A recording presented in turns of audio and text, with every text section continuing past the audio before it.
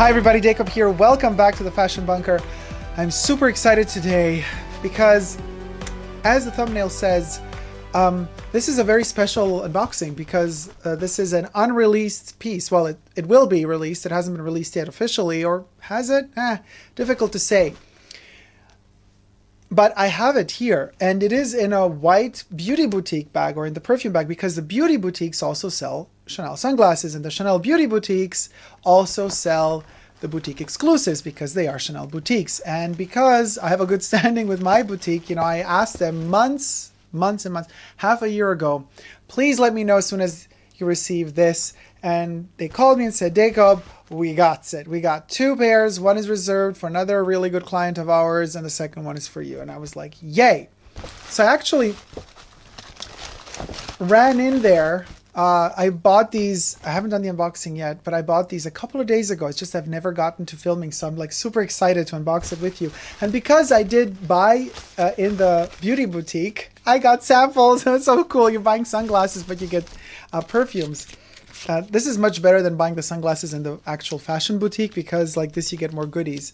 I got Cuir de Russie. They're running really low, by the way, on freebies and samples. Like, they were like so apologetic. They're like, Dacob, we're so sorry. We have absolutely nothing. No pouches left, no stickers, nothing. Just perfumes. And I was like, you know what? I'm fine with perfumes. Number 22. Now, I know these are all eau de parfums, but number 22 in eau de parfum version is okay for me.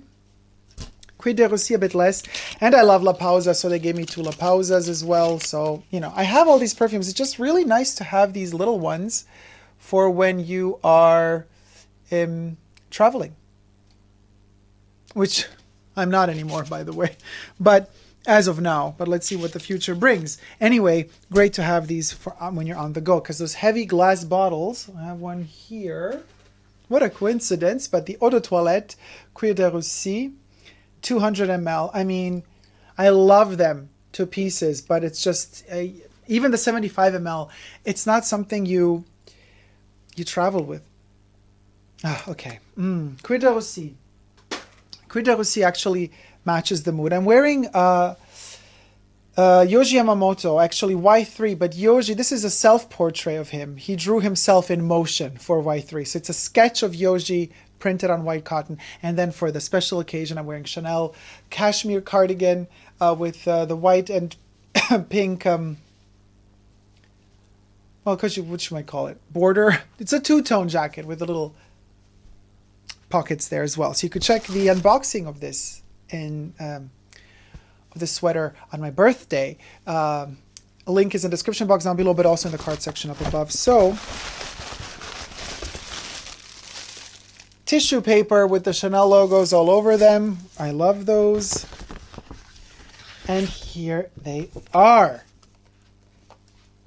Now, some of you might already know what model we're talking about, but so usually all of the Luxottica makes all of them, sunglasses for Chanel, they arrive in the boutiques like this, in these carton packages that are raw on the outside.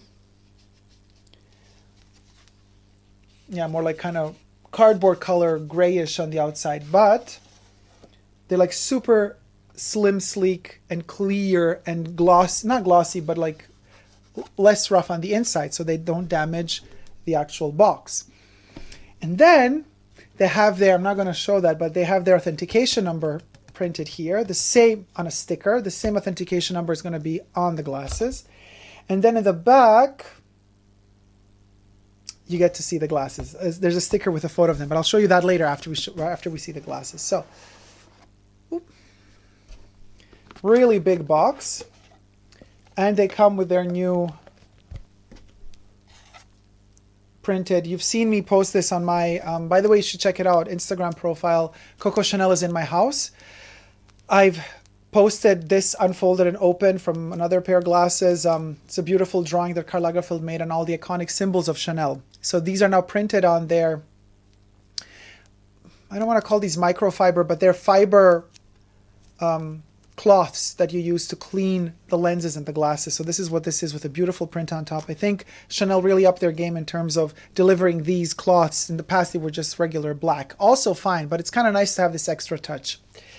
So this is the new, since a couple of seasons, packages or boxes that they use for the glasses. I'm not a big fan of these. They're very squishy and they're not stable. They don't protect the glasses inside. So I kind of use my old ones, you know, the hard version boxes if I'm on the go. So these are the glasses we're talking about.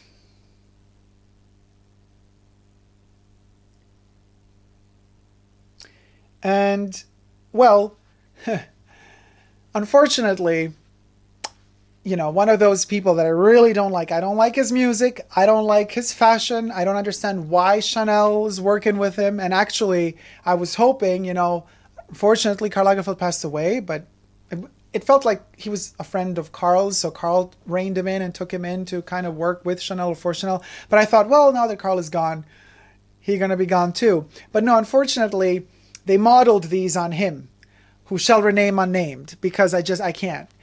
I have one thing to tell you though. Why don't you go back to the studio and try to make a decent song after decades, rather than kind of always poking your nose into fashion and not being able to do it right. So that's the shade from me. So, but, okay, you know, I'm going to blend into the side there a photo, what these look like, what they're inspired of. This is a 90s model or 2000s model. I'm going to check into my archives and I'll write it properly. But that's the photo. It's a similar cut of the lenses, but also I've been looking into purchasing glasses that kind of have that sort of Onassis vibe. So let's cue in a photo of Mr. Onassis with his glasses. Similar, not the same, but similar. You know what I mean? And this is kind of what I was going for. And then finally, and I was hoping Chanel would make something like that sooner or later, and then finally Chanel did. However, the person modeling them, it's so cringy. I just didn't want to get them, but I liked the model so much that at the end I got them anyway. Now, they do have this tweed resembling side bits in metal. So this metal kind of gold toned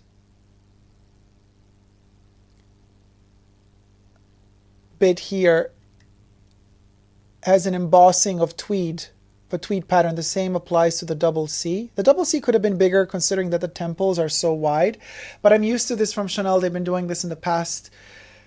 And one of my favorite, you know, one of my holy grails of Chanel sunglasses or eyewear is not what most people think. Most people think it's either the comb or the chains, but they're not. It's the sideburn sunglasses from Spring Summer 2009. Since then, Chanel kind of minimized their logo. It's a similar approach, thicker temples, but a smaller logo. So, you know, proportion-wise, it's not like you could say, oh, but it's more elegant this way. Well, I mean, it's a golden double C logo on black acetate temples. No matter how small you make it, it's visible. It's, you know, just at least stick to the proportions. It's not like this is more humble than having it too big. It's already too big. It's already a logo that's visible. So, I mean, might as well work with the proportions. But that's fine. That's the only thing I have to say kind of negative about the design itself. They're very sturdy, very heavy, very, very thick. You can see this is a very, very thick pair of shades.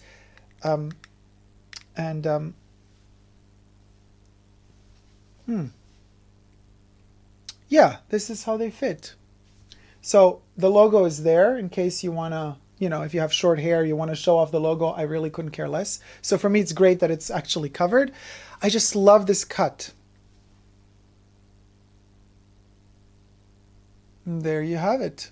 Trying to show them to you as best as I can, because considering all the light issues we're having.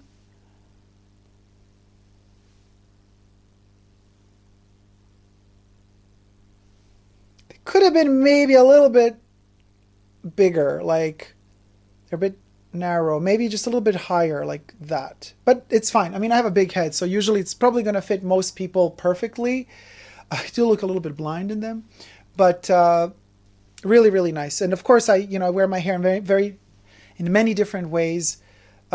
with this particular haircut and this particular combing of the hair, this is how they fit. But I do do a side partition as well. So if the hair is kind of starting from here and kind of falling off the over the forehead, that's a different look altogether.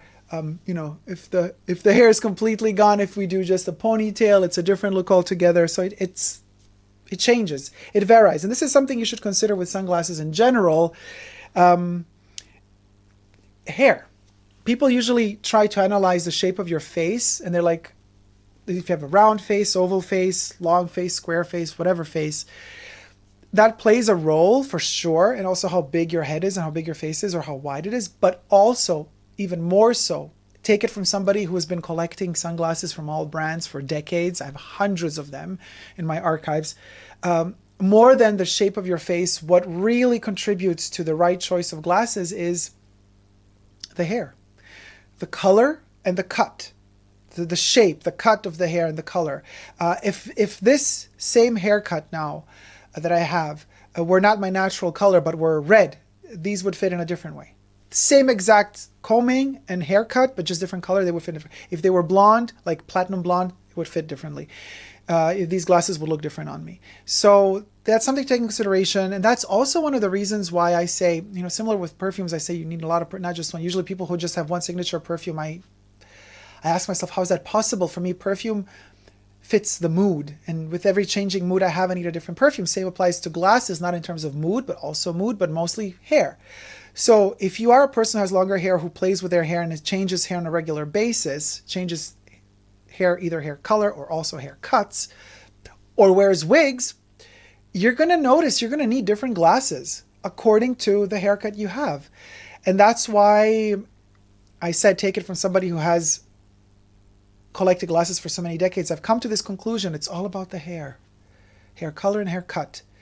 So these glasses might fit perfectly now, today, but tomorrow if I comb it differently, I might need a different shape. I might need an oval shape. I might need frames that are oval, that are round, that have some quirky shape. You know, I don't know who remembers the Moschino Fall-Winter 2014, Jeremy's first collection for Moschino, the McDonald's arched sunglasses. I mean, those are kooky and quirky, and they kind of, you got to just be in a playful mood to wear them. And I guess if they're that crazy, it doesn't even matter what shape your haircut has. You're just all over the place, obviously. But with a pair like this, that is very classic at the end of the day, very substantial, very square cut.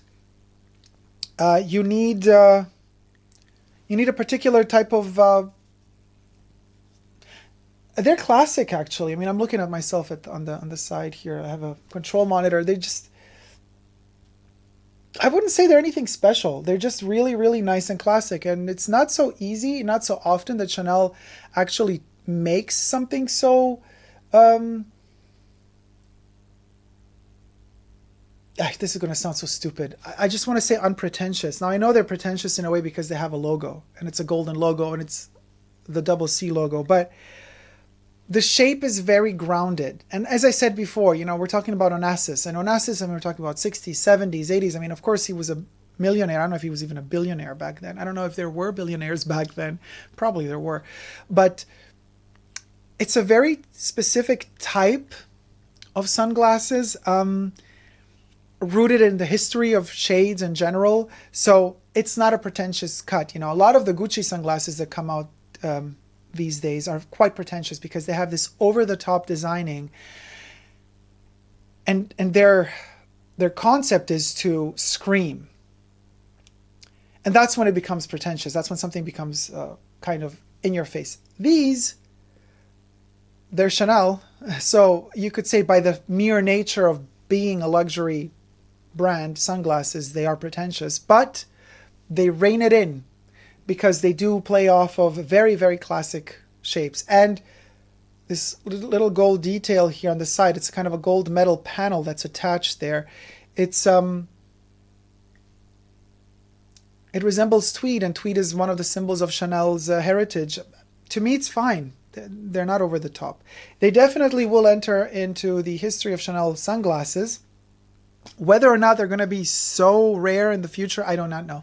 As of now, they're super rare because A, that person modeled them, so Chanel is kind of profiting off of that. They're making them super exclusive because of that person. Really irritating. And second, because Luxottica, who produced them, sits in Italy, was shut down because of all the situation for a long time. So these were just produced, and I think maybe they're going to produce more and deliver slowly to the other boutiques. They are boutique exclusives, which means you're going to have to go to the Chanel boutiques, either Chanel beauty boutiques or fashion boutiques, to get them.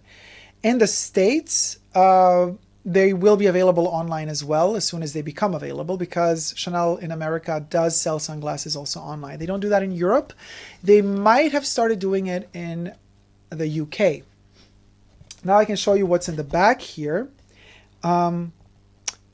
It's this kind of, from Luxottica's own, you see just a kind of a photo on the box, which I always ask them to give this to me, to not throw this away, because that's how I archive everything. The more pieces I have that fit the product that I'm purchasing, the better it is for archival reasons. Also to be able to study them in the future. These stickers are actually important to me, not to most wearers, but they are to me. And now we finally get to the code, because as of now, when I'm filming, Chanel does have a photo of that person wearing them, but they do not list the glasses with a code. And here's the code. A71377, that's the product number.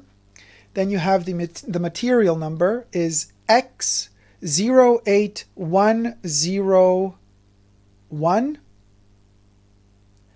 and then the color is S2216. So let me repeat that again. A71377, X08101, S2216. Now, because Luxottica produced them for Chanel, this is the Chanel own code, product number, material, and color. But Luxottica has its own code as well. Now, this is the code you would use if these glasses were available in regular retail, but they're not. But just to let you know, it would be 0CH5435. 5435 is their code for Luxottica, but since they're not available in retail, you can't get them. C622S6 material, and this is material and color. And then you have the size is 53/22. But again, being that they are boutique exclusives, you got the first code I told you applied. I repeat it again. A71377, X08101, S2216. This is the code you're going to give your Chanel sales associate. Actually, all they need is the actual product number without the material and the color. So all they need is A71377, and then they look and see. Then they're going to tell you how many colors are available. Apparently, there might be one more color coming. We just don't know what color. It might be a burgundy.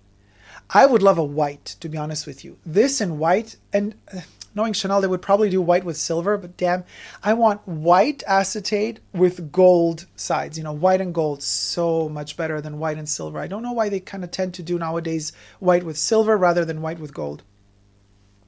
So that's that, you guys. I hope you liked this unboxing. I hope you've enjoyed these glasses with me.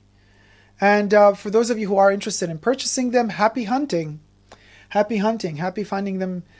I hope you managed to find them. They're not going to be easy to track down, I'm afraid. Because when I arrived to my beauty boutique, I was like, so where are they? Aren't they standing somewhere like exhibited? Because usually they have their like wall with all the glasses. And they're like, no, Dacob, you only received 2, and they were immediately reserved for you and this other person, and we don't have any more left to put on the wall. And then I told them, well, can't you reorder them? Because these are going to be bestsellers. Just like get as many as you can. And they said no. With special pieces like this, they don't decide. It's decided for them by the grandmother Chanel. You know, they kind of get allocations from boutique to boutique according to what the mothership decides, probably in Paris. Thank you guys so much for watching. If you like this video, please do thumb it up and let me know what you think about these glasses and the video. And if you have them too, or if you're planning to get them, in the comment section down below. I'm also on Instagram, Facebook, Twitter, and Patreon, Super Dacob, all spelled together. Thank you so much to my patrons for supporting the channel. This video is, by the way, available on Patreon ad-free.